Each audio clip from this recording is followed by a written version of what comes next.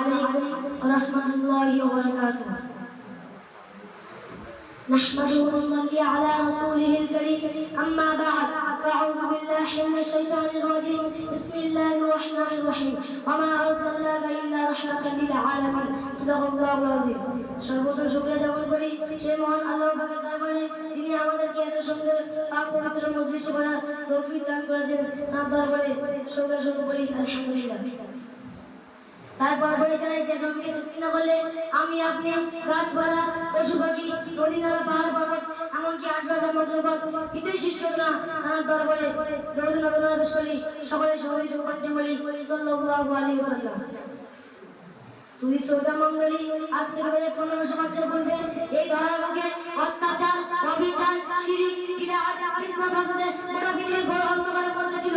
সেই সময় মানুষ শান্তির জন্য চাদর লাগিয়ে চেয়ে থাকতো আকাশ পানে, তখন খোদার বিরোধী দুধ সুমন করবেন এই দুনিয়াতে। ঠিক সেই সময় আরব দেশে মক্কা নগরে মা আমিনা নগরে আলোয় আলোকিত করে সুবহে সাদিকের সময় 570 খ্রিস্টাব্দে প্রিয় নবী হযরত মুহাম্মদ সাল্লাল্লাহু আলাইহি সাল্লাম এই ধরনকে আসলেন।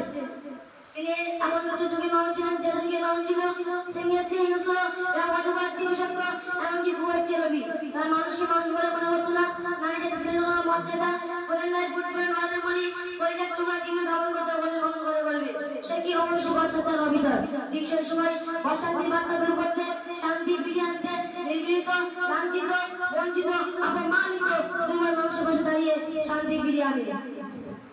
তিনি 63 বছর জীবনে কখনো মিথ্যা কথা বলেননি। তার কথাবার্তা ছিল নম্র ভদ্রতা ভরা মানে মুক্তমালা। তার জীবন ছিল জন্মের চেয়ে পরিষ্কার এবং সূর্যের চেয়ে উজ্জ্বল। তাই তো মক্কার বেঈমান কাফেররা এক বাক্যে স্বীকার করেছিল মুহাম্মদ এই জনপ্রিয় নেতা, উপায় দিয়েছিল আমানতদারী সত্যবাদী। সুতরাং আমরা যদি বিশ্বনবী আদর্শে আদর্শিত হতে পারি তাহলে সুসম্মানিত হতে পারবো।